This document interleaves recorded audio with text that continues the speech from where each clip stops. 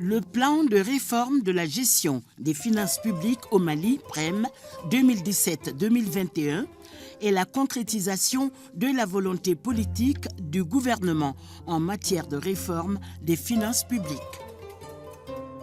Le plan de réforme de la gestion des finances publiques au Mali, PREM 2017-2021, couvre 30 structures opérationnelles et 12 structures gestionnaires de crédit. Le PREM a été élaboré sur la base de leçons tirées de l'évaluation externe du second plan d'action gouvernementale pour l'amélioration et la modernisation de la gestion des finances publiques, appelé PAGAM GFP2, et de l'exercice PFA 2016, et en vue d'inscrire les réformes des finances publiques dans une vision claire et cohérente avec le cadre stratégique pour la relance économique et le développement durable CRED 2016-2018 et la deuxième génération du programme de développement institutionnel PDI 2. L'effet ultime du PREM 2017-2021 est d'optimiser l'espace budgétaire afin d'exécuter de manière transparente et efficace les dépenses publiques en vue de l'atteinte des objectifs de croissance et de développement durable. Pour y parvenir, le PREM 2017-2021 a été conçu autour de 5 effets stratégiques. Le premier axe, c'est la mobilisation optimale des recettes pour financer les programmes de développement.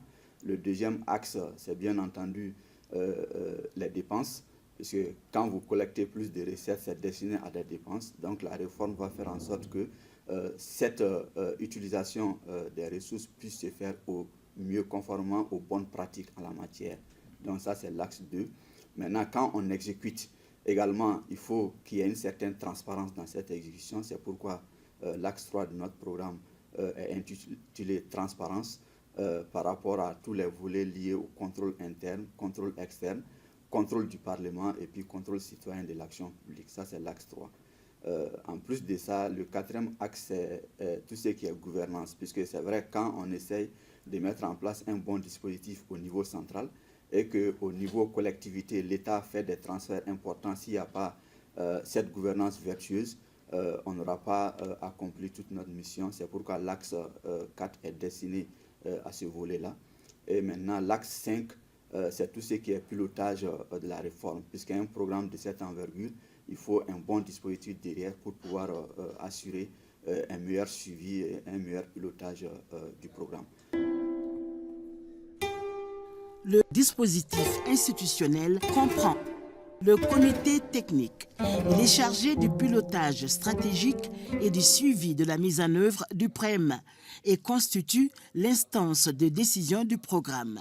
Il est présidé par le ministre de l'Économie et des Finances et comprend en son sein les représentants de l'administration, de la société civile et des partenaires techniques et financiers.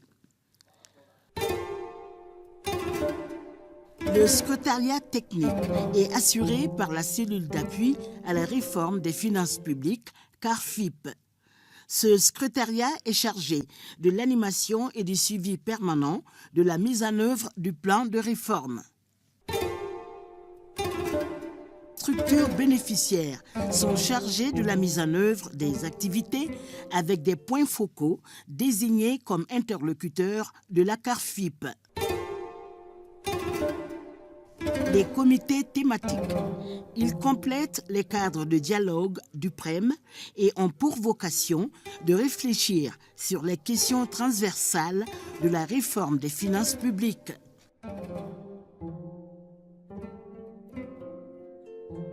Pour le suivi et l'évaluation du PREM, il est prévu l'élaboration d'un rapport semestriel de suivi de la mise en œuvre des activités et d'un rapport annuel d'analyse des changements centré sur une appréciation quantitative et qualitative de l'impact des réformes.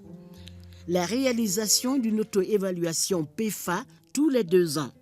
L'établissement d'une base de données disponible en ligne pour le suivi des indicateurs annuels. Connaître et comprendre le PREM 2017-2021 est aussi possible en cliquant sur le site où vous trouverez des informations importantes sur le PREM. Le contact sur ce même site permet un accès aux acteurs de la réforme GFP.